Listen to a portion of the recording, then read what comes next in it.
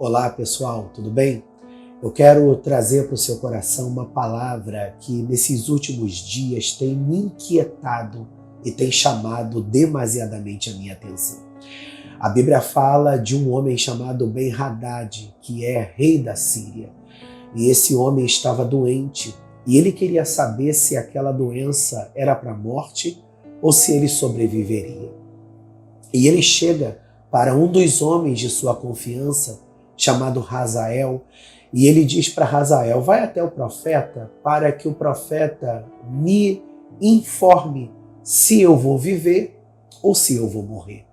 E diz a Bíblia que quando Hazael chega diante de Eliseu, Eliseu deixa bem claro para Hazael: diga para Ben-Hadad que ele não viverá, mas que ele morrerá. E diz a Bíblia que nesse momento que Eliseu está falando com Hazael, Deus sussurra algo no espírito de Eliseu. E Eliseu começa a fixar os olhos em Hazael por alguns segundos. E diz a Bíblia que Hazael fica meio constrangido e ele pergunta o que está acontecendo. E Eliseu diz para ele: olha, Deus me falou que você vai ser rei da Síria.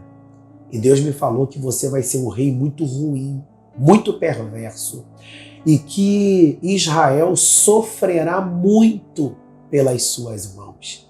E diz a Bíblia que ele diz assim para Eliseu: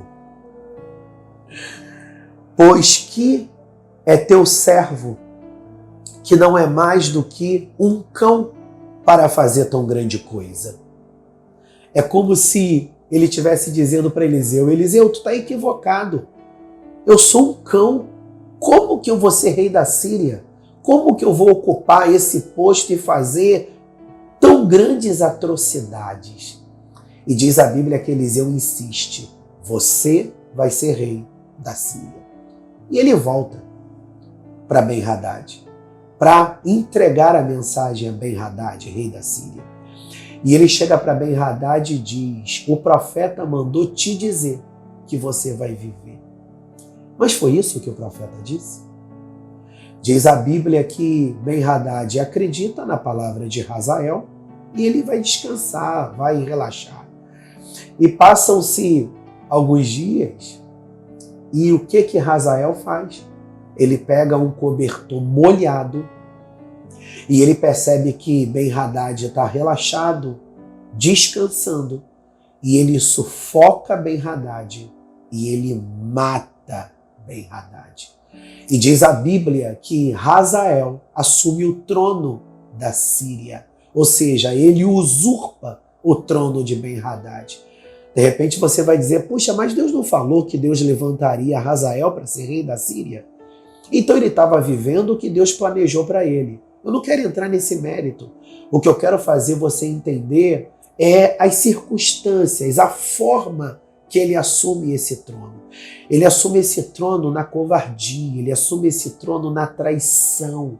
Ou seja, Hazael era alguém que Ben-Hadad devotava uma determinada confiança, e Hazael, ele aproveita dessa confiança que Ben-Hadad devota a ele, e ele acessa a intimidade de Ben-Hadad. E na primeira oportunidade que ele vê Ben-Hadad numa situação de vulnerabilidade, na covardia, ele destrói a vida de Ben-Hadad. Sabe qual é a lição que eu quero trazer para o teu coração? Toma cuidado com quem participa da sua vida. Toma cuidado com quem acessa a sua intimidade. Hazael só fez o que fez porque ele estava muito próximo de Ben-Hadad. Existem pessoas que Deus traz para perto da gente e elas são bênção. E as pessoas que são bênção, elas querem estar com você não para usurpar você, mas elas querem estar com você porque elas sabem do valor da aliança que você tem, que vocês têm uma para com a outra. Mas pessoas ruins, elas estão na nossa vida por conveniência, porque elas querem se aproveitar ou elas querem nos fazer de escada. Eu sei que Deus nos usa para abençoar pessoas, mas existem pessoas que querem roubar a bênção da gente na marra. Toma cuidado com pessoas como Hazael, cínicas, que não vão agir com verdade, não serão coerentes, mesmo diante da oportunidade de falar a verdade e de se arrepender.